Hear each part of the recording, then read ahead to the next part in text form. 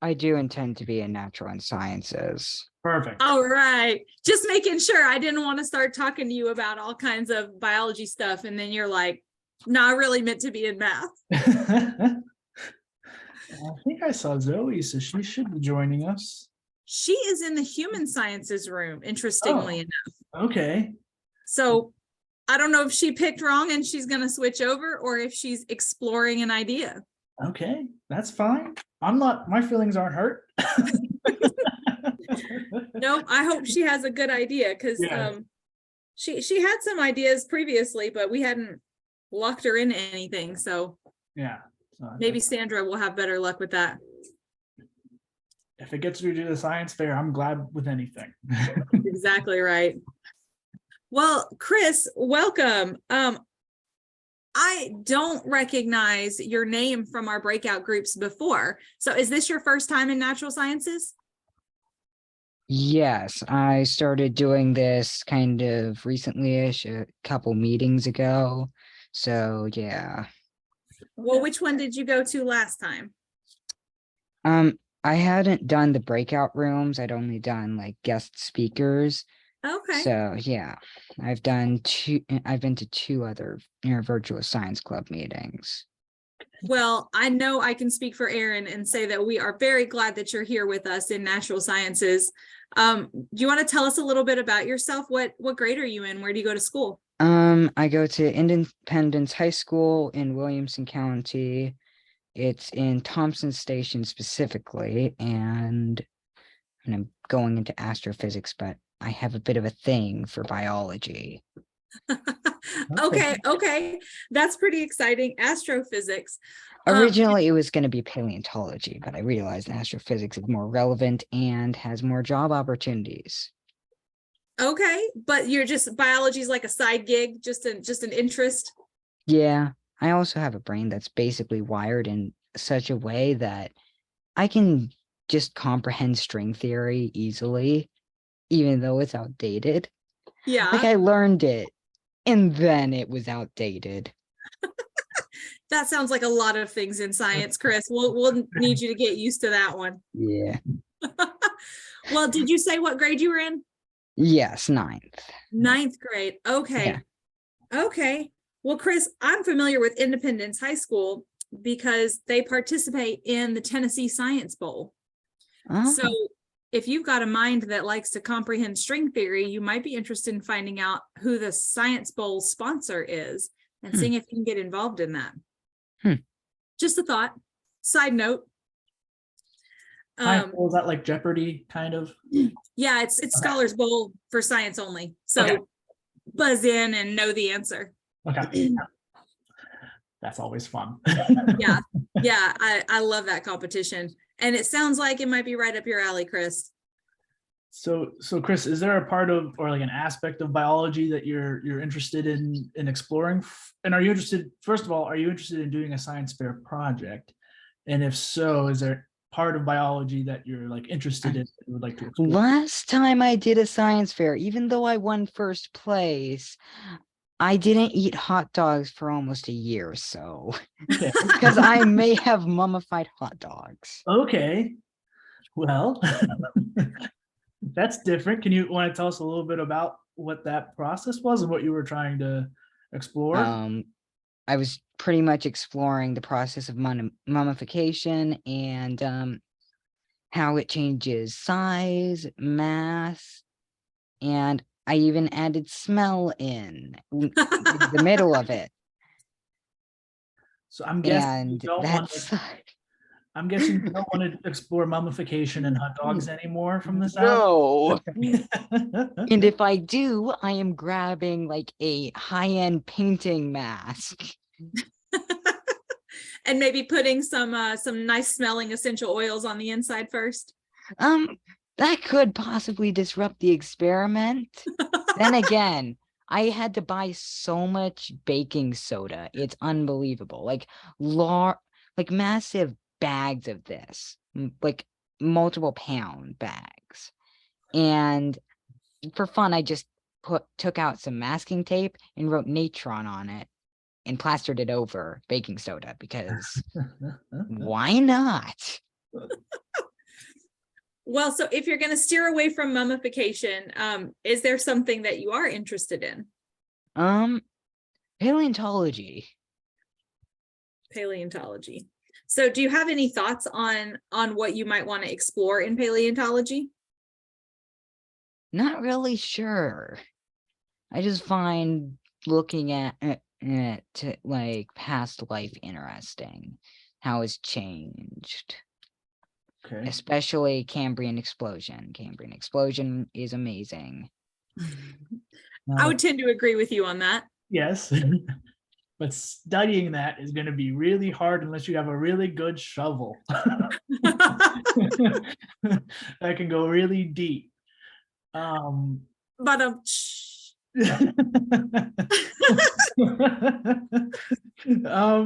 but no, so okay. I don't know if I've ever seen have you seen a paleontology project before? I have not. Which, Chris, that's kind of a good thing if you can do it right. So probably you'll be looking at a actual research-based project instead of a hands-on experimental project. Is that something that would be okay with you?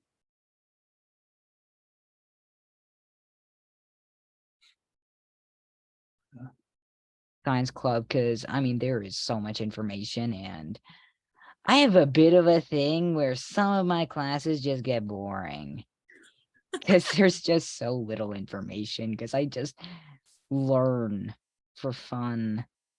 Do you like Go ahead, Aaron. do you like looking at rocks? Depends whether they have fossils in them or not. Okay, well, so we can learn a lot, as I'm sure you know. You can learn a lot about the history of the Earth by looking at the rocks, right? The layers and Yeah, the rock strata.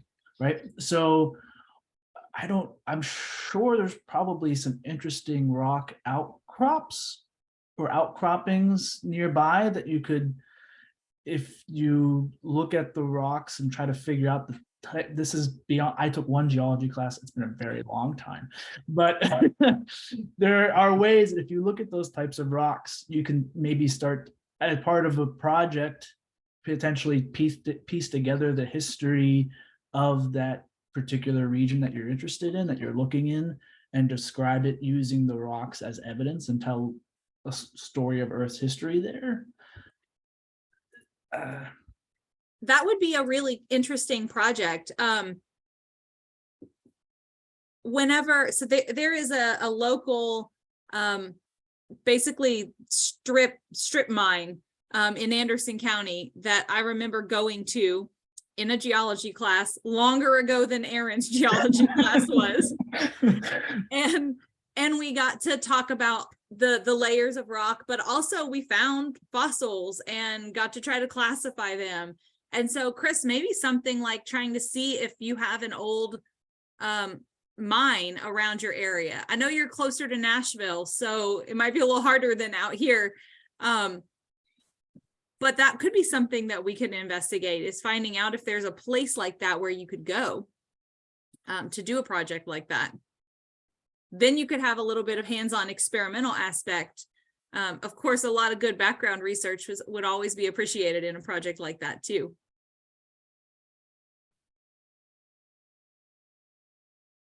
Does that sound like something that might be interesting? Might be a little lag, I think.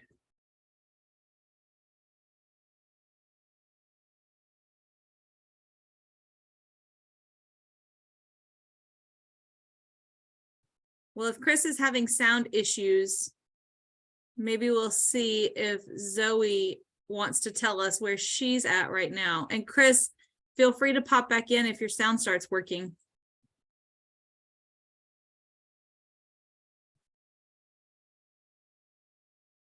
Zoe, are you still there?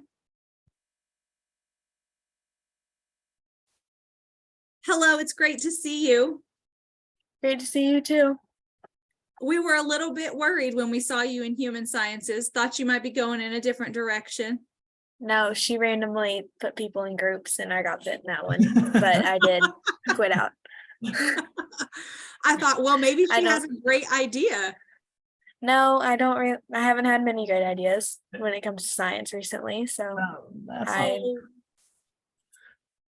I don't know. I did ace a quiz today, so that has to mean something.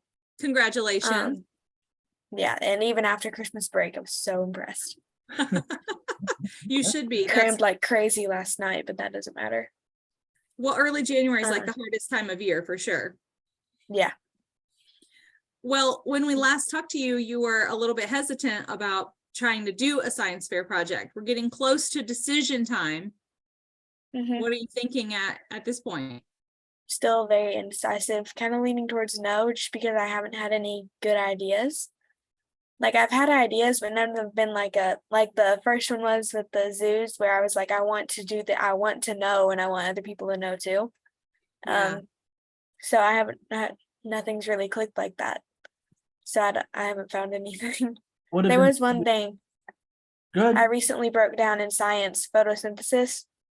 Unfortunately, probably one of the hardest things that I have tried to cover in a single chapter. Yes. But they did photosynthesis and I can never say it, reduction and Oxidative phosphorylation. oxidation, Oh, okay. kind Yeah. of something like that. I don't know. It was, but photosynthesis is what really got me. And one of the experiments kind of piqued my interest. The thing is, you need aquatic plants to do it, and we do not have those yet. You can get So some working on at that. an aquarium store. Yeah, we have a really good one that's not that far from where we are. Like, it wouldn't be that far. It wouldn't be that big of a deal to go pick some up. And we have Pet Supplies Plus just down the road, but I don't think it's going to have the specific one that they want. But it's looking at like what colors photosynthesis requires, and how those might affect the effectiveness of it. Mhm. And I can't tell you what it was. I can't like break it down for you because it's been about a month since I read the experiment and we knew that we had to get the plant. But that kind of seemed like a option. Everything now, I never know if something's going to be appropriate for high school level. Like there's always the step further you can take, but do I need to take that, or is that necessary in order to make this high enough level to properly compete, or what? It's always something or another. I think that you have a good idea and a good starting point. Are you 9th grade or 10th grade this year? You're 10th grade this year. Yeah, Right. I'm 10th. Okay, because you continued the zoo in 9th grade. This aquatic plant you need is probably Elodea. And if you go to an aquarium store, you can get it and it's cheap. So if Pet Supplies Plus doesn't have it, I would be surprised. And if they don't have it, definitely your local aquarium store does. And you're in Jefferson County, right? I'm in Knox. You're in Knox County. Okay, well, there's absolutely an aquarium store over by McKay's, and they always have it.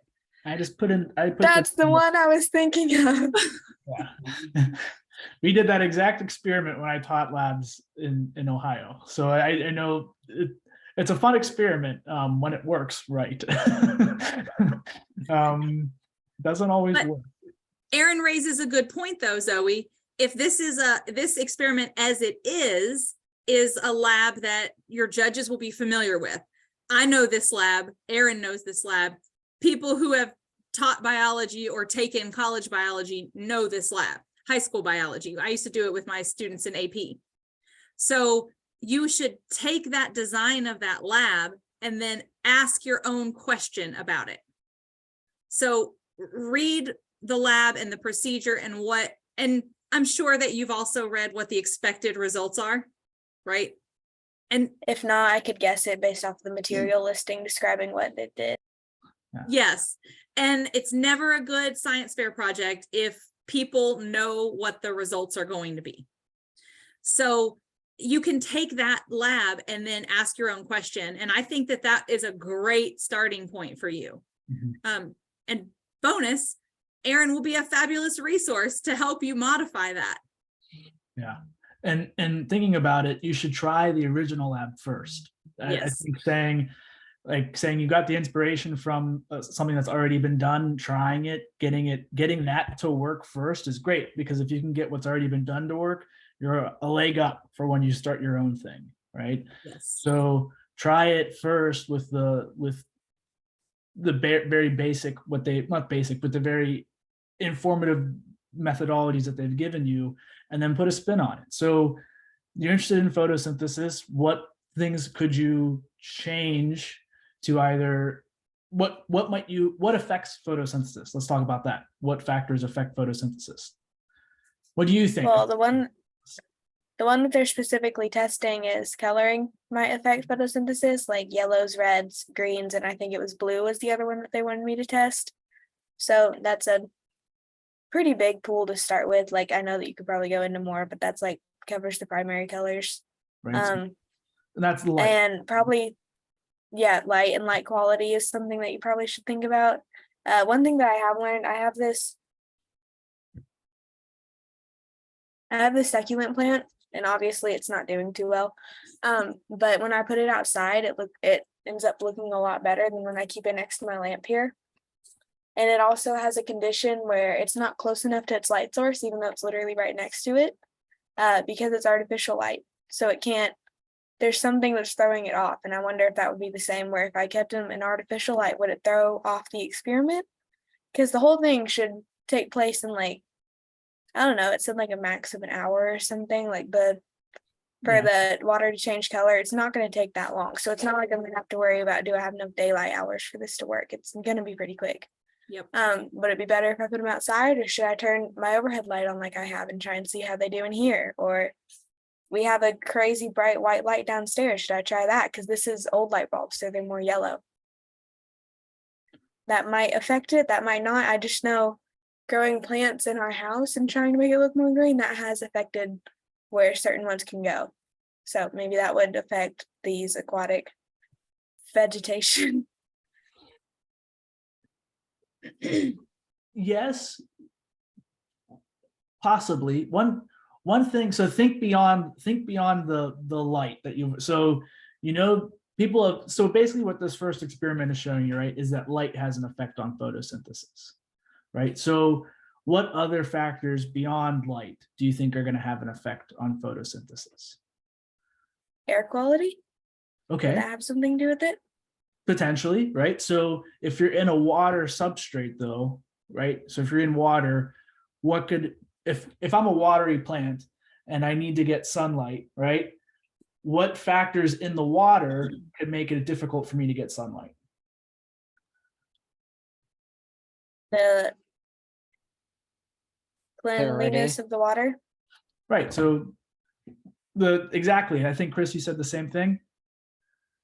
Pretty much, yeah. Yeah, right. So Chris, did you say turbidity? Clarity. Clarity. Right. So turbidity or clarity, either of those things could affect how well the plant is generating, or sorry, my brain just broke. Photosynthesizing. So that's one thing. It would be in that experiment, it might be a little bit harder to do that kind of thing, because you have to count the bubbles, and if the water is cloudy, counting bubbles could be hard, right? So, well, Zoe mentioned changing colors. Are you putting it in bromothymol blue? There's a bromothymol blue indicator solution in your water? Yes, that's what I'm using. So that one's a little easier than the bubble counting one. So is it yes. a pH change then? Is that Yes. Something similar to that? Okay. But thank you for saying that, because I had forgotten what it was called, but they also want me to add food dye to it, and that's where the colors come in.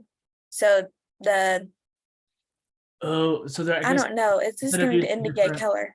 Instead of using different light bulbs, you're using different food dye to change the color. I don't know. The original lab has me adding color to the waters along with the thing that Jennifer said that I can't pronounce, even though I've tried. People call it BTB. Okay. But it has me adding food coloring on top of that to see if the colors affect the photosynthesis. So it's not the light specifically in the experiment, it's what's in the water that might be affecting it, like the color itself of what the plant's getting. So maybe color of the water. So you're not putting like a filter on your light.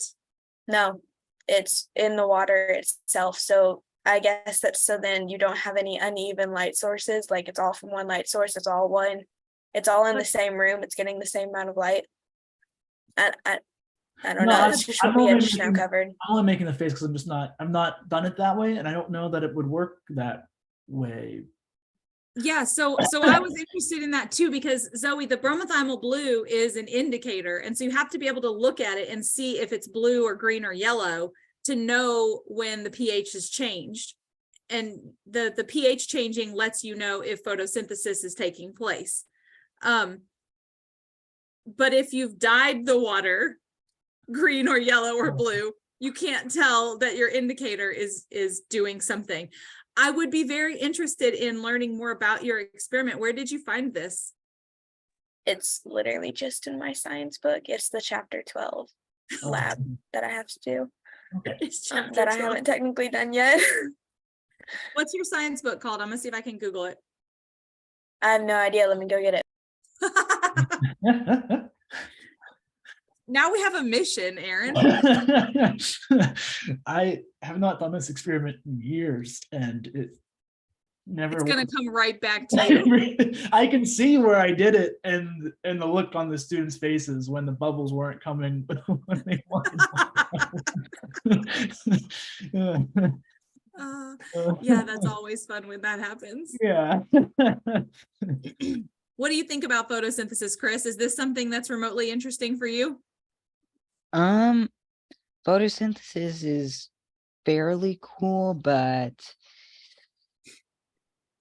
it's more of an energy production method. It's So like you'd rather look at fossils. pretty much. Well, that's good. You know, I've been a paleontology nerd since I was 3, so biologists need paleontologists. Absolutely. yeah. we- I also like myrmecology, one of the single most obscure ones in entomology, also known as the study of ants. Okay, yeah, I should know that. Yeah. Chris, I should tell you, I'm in an entomology and plant pathology PhD program. I study plants though, so I don't get to work with bugs. So that's why Darn. myrmecology. It sounds real familiar, but I can't put a finger on it. But you could do some really cool projects with ants, Chris. Have you Yep. thought about doing a science fair project on ants? The only issue is first convincing my parents to get me an ant colony. It would be the perfect excuse. And second is getting an ant colony. It sucks to try and do because generally what you have to do is wait for the specific time of year for a nuptial flight, which generally happens during spring. You have to wait for a nuptial flight because first off, if you dig up a pre-existing colony, they're kind of gonna get mad at you. That is very, very true. Because it's kind of breaking, entering, and kidnapping. But you know, there are lots of ant behavior experiments you could do with just individual ants instead of with an entire colony. Oh, but then I'd get sad because there would be a depressed ant. They get so depressed when they're removed from their colony. I mean, that's fair. That's fair. I have But seen what they do. It's definitely something you could think about and would make an interesting science fair project and not require additional paperwork because they're invertebrates. So you can experiment with them all you want. Shoot, without I just anybody being realized upset. how dark that is. We have like no guidelines for invertebrates. Nope. Mm-mm. Nope. That's horrible. Well, I mean, we step on them a lot. So, you know, Yeah. at least you could learn something from them. Like the fact that ants alone are not intelligent, but are more of a collective intelligence. Yeah, there's some really interesting work on that. And the That fact they only sleep about 10 minutes a day. You may have more luck if you do decide to pursue a science fair project on the ant route than the paleontology route, because you could do more hands-on experimentation with ants. Yeah, but then you have to individuals. feed them. And one of the most reliable sources of food for ants is cockroaches.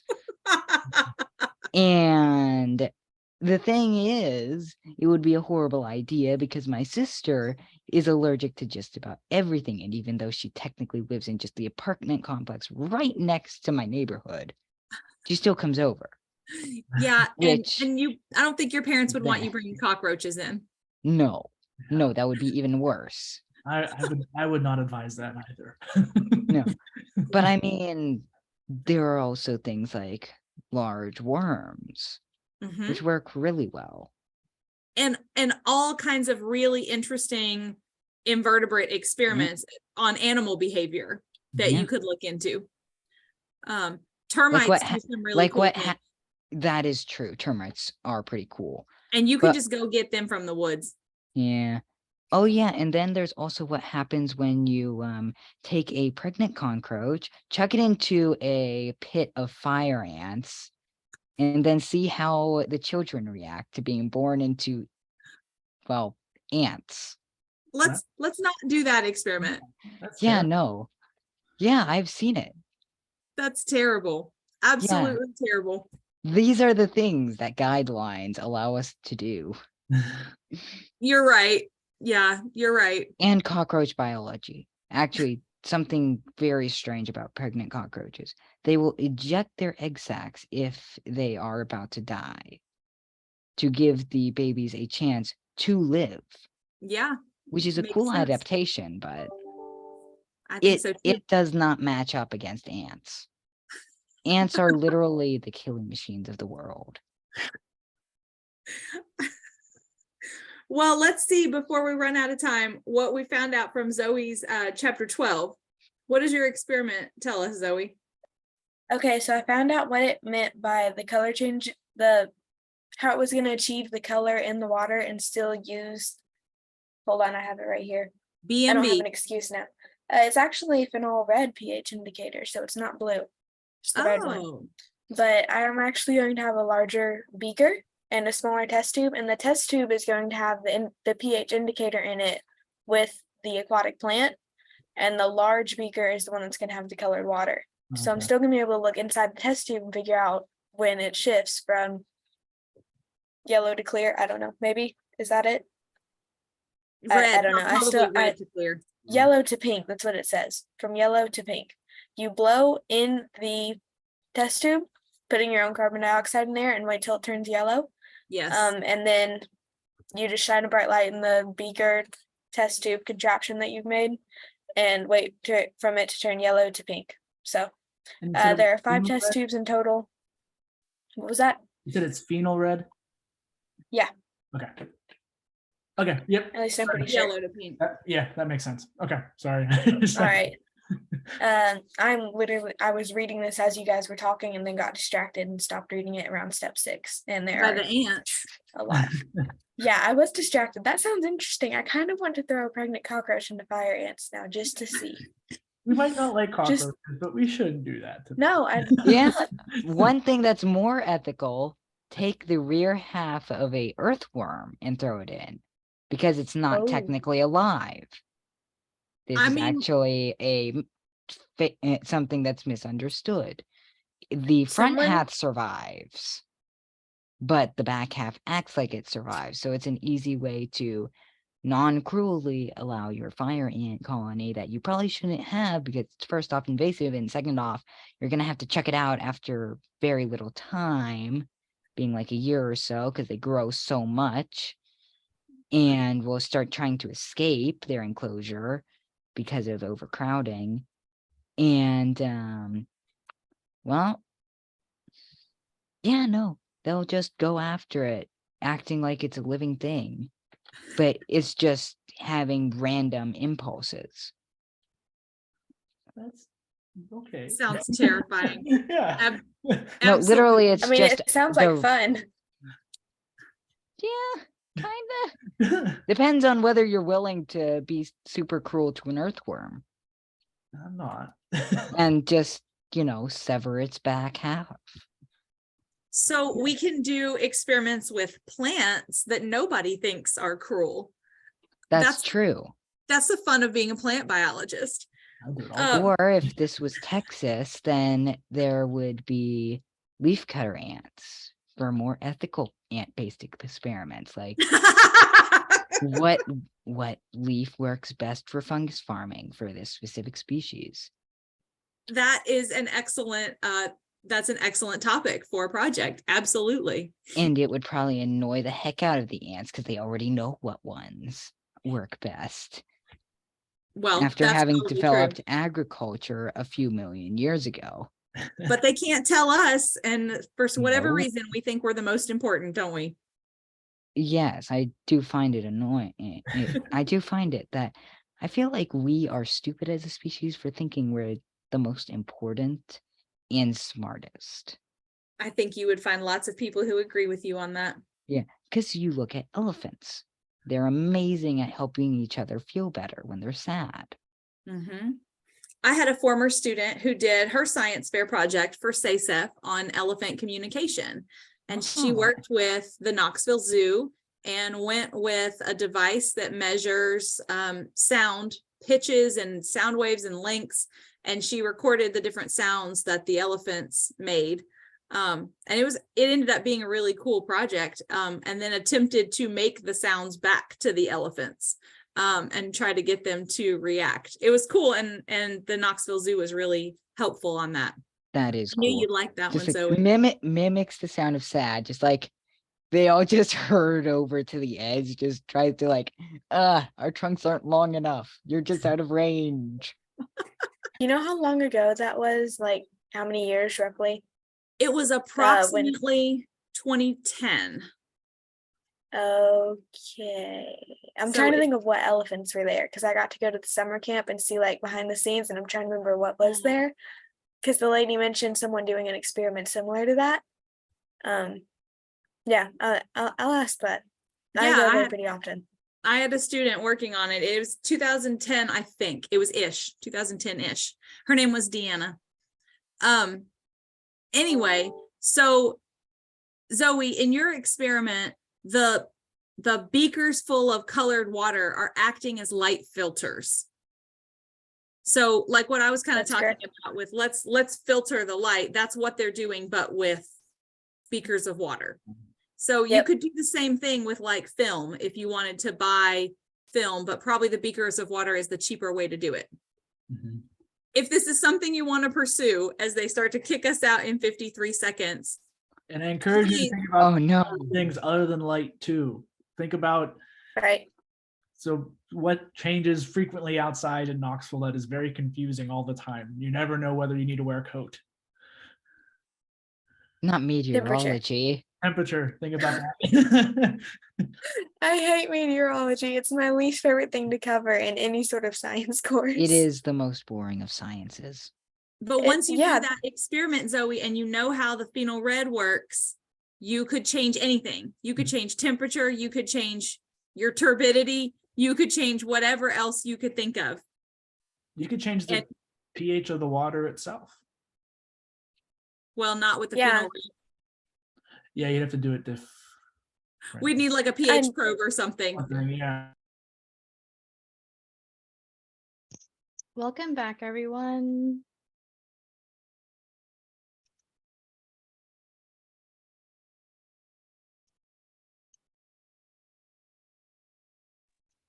Zoe, I'm gonna finish that sentence. I'm sorry, Jen. It's okay. Aaron and I were racing. Zoe, please, if you want to do that, send an email to prep@utk.edu so that you can be put in touch with Aaron, and we can help you flesh that idea out because you're on a great track. And I'd love to see that in the fair. I second that.